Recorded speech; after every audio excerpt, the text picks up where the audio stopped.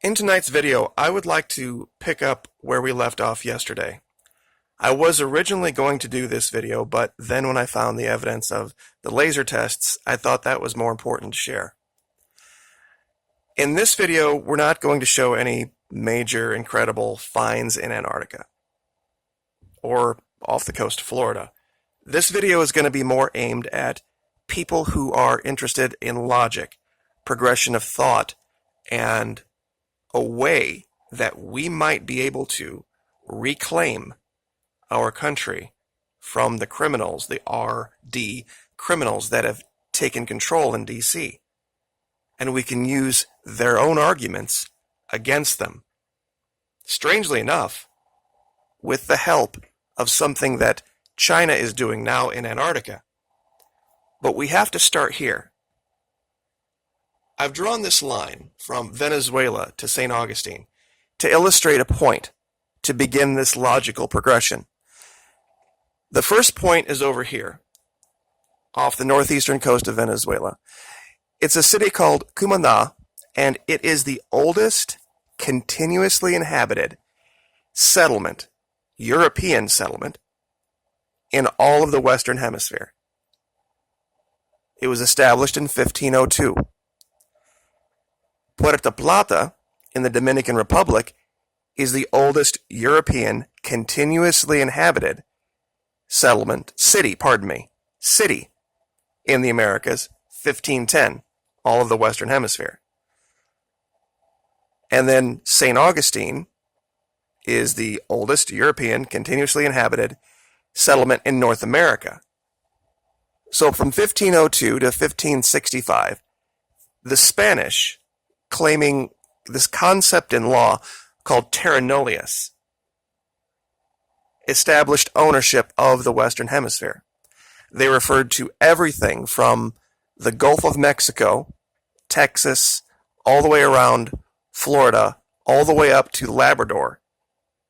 They called that La Florida and claimed it and said, this is ours. And there's something in law called the homesteading principle. And this goes back thousands of years, that if you find a piece of land not occupied by anyone else, and you do something productive with it, you create ownership. You're not harming anyone. No tort is created. So this is what the Spanish did. Now, what's the myth here? These areas were already established and owned by occupation of the natives. Now, they didn't at that time recognize the natives as human beings.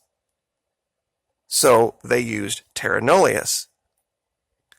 Now, weirdly enough, on the other side of the world, the British did the same thing in Australia. They established a penal colony here. And they didn't recognize the Aborigines, so that gave them right in law of ownership. Now, I'm sure a lot of you are wondering, what does this have to do with DC? What does this have to do with RD and their criminal occupation of DC and what they have done to our country? Well, you got to stay with me on this. You see, the Chinese are doing this in Antarctica because no one has established any native inhabitants of Antarctica. They are going down there and through terra nullius and the homestead principle, occupying the area and saying, because we are here and we exist here now and we are doing something with it, it is now ours, and that will supersede the treaty.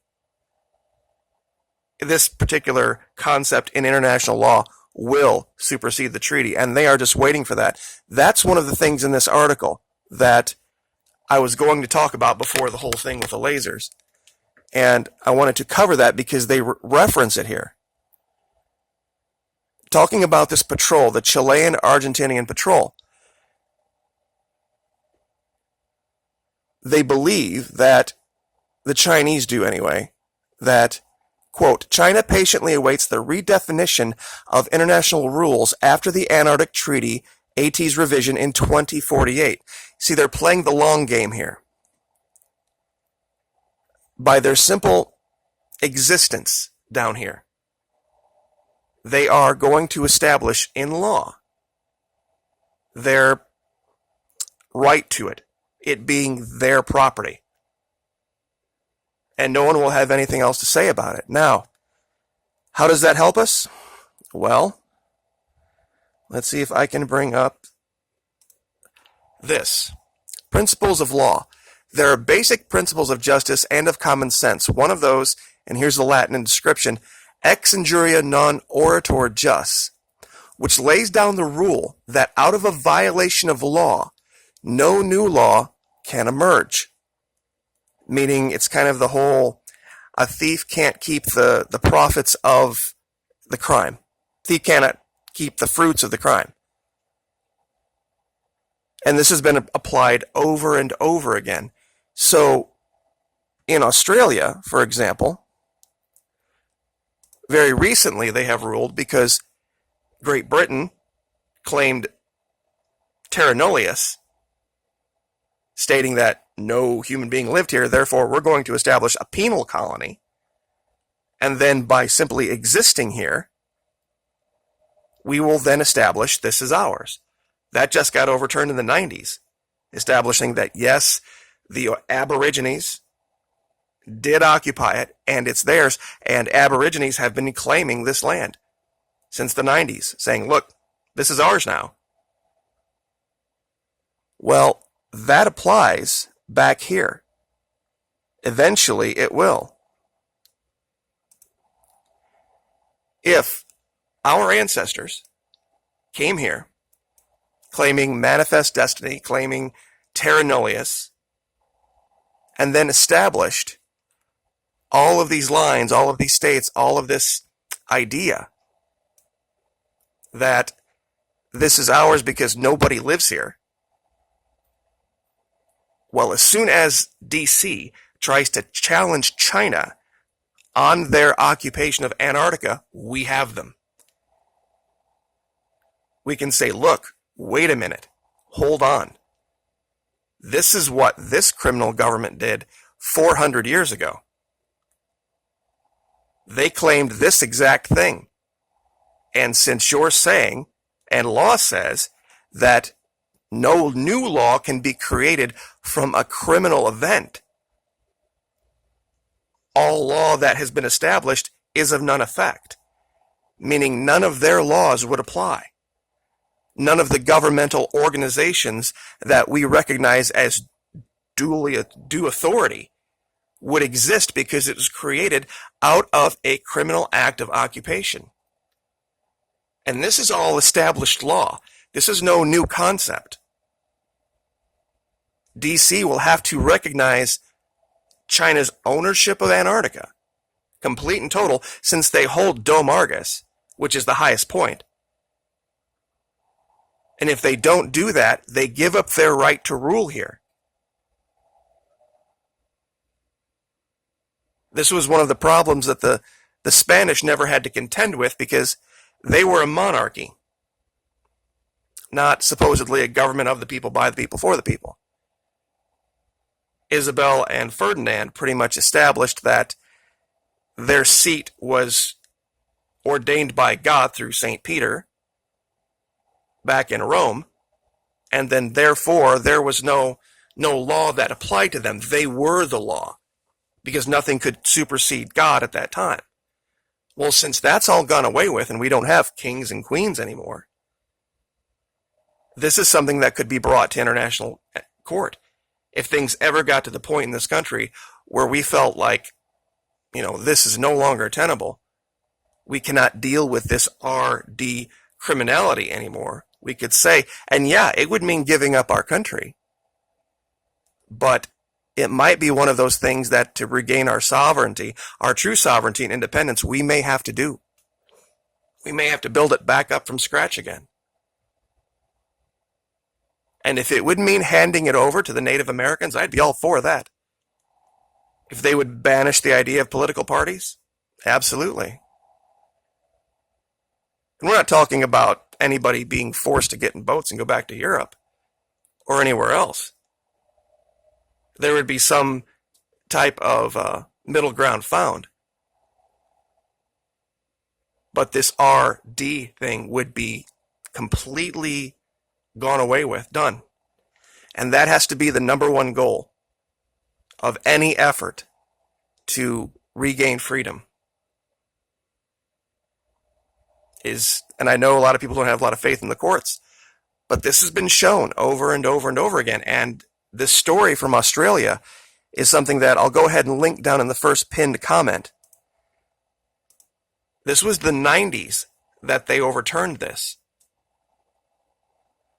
That Great Britain had no right, and anything that they gained from it had to be turned back over to the Aborigines because it was their land. We could do it. It would cause a great deal of pain and heartache and grief, no lie.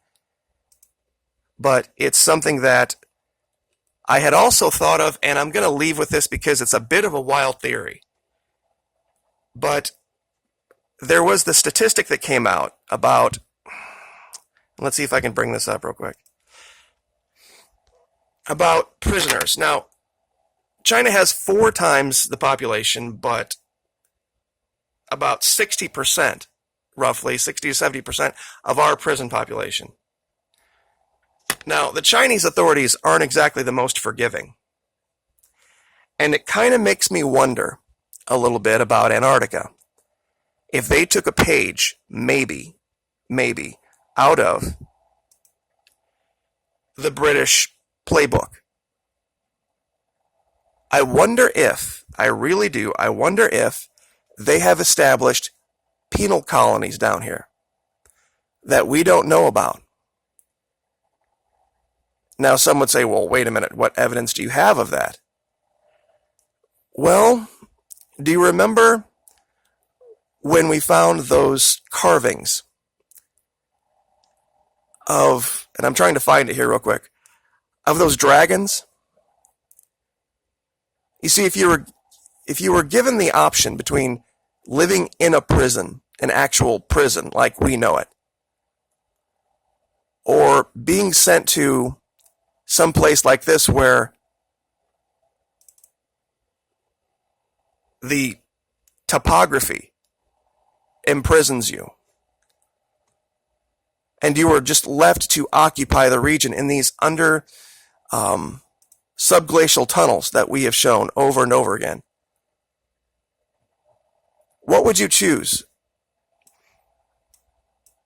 Who remembers the, I forget which Star Trek movie it was, where they sent Kirk and McCoy to this place called Rurapente. It was this frozen prison planet where they didn't need walls, they didn't need gates, they didn't need everything. If you made it to the surface, you were dead. You see, and I look at this, and I see something that might be bored prisoners doing something with unending amounts of time. And China would have a ton to gain by establishing a prison colony down here. They could do all that illegal whaling using prison labor. And they could, through, there's another concept in law, and I want to get this right. Let me bring this up. It is called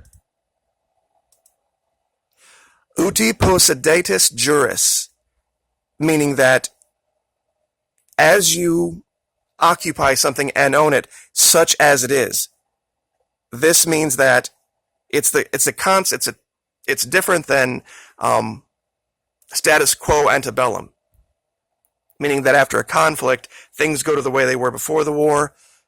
This gives you the ability that after some type of a conflict, however it is, that's how you leave it. And because they're occupying, quote unquote, homesteading, perhaps, a form of it, Antarctica, that they're using that, like Britain did with the prison colony in Australia, that they're using that concept to lay claim to a continent the size of North America with all these untapped resources. Because it probably would be a stretch to look at this and say it's a real live living dragon. It's definitely a sculpture of one. But who created it and why? That's what you have to kind of scratch your head about. And when we look at this region, and it's the Mertz Valley, we see a lot of what look like shadows of living beings. And like I said, if they found these tunnels down there from Dome Argus, and they have this huge expanse of area, what better way to get rid of a prison population? Because if they die, who cares? They serve your purposes for saying that this is our area, and who knows what they might be able to discover? Who knows what they might be able to do to advance your nation? This is how China would do this. It really would. I'm saying I think they have far more prisoners than what they are letting on. And this is where they are, and nobody can confirm that they're down here simply because it's Antarctica. And the treaty prevents anyone, really, from going down and trying to confirm this. I wonder if part of what we're seeing is, from the satellites, is picking this up. And this might be their big secret. So, anyway, 16 and a half minutes. I know that was kind of boring, but I think it's something to consider. Because right now, we have limited options. The vast majority of this country is caught up in this illogical death sway of R or D. If I am R and you disagree with me, you must be D, and vice versa. Very few, my audience excluded here, are open to the idea of another train of thought, another way of thinking, another way of governing outside of what we're used to. So, I guess I will just leave that there. Like, share, subscribe.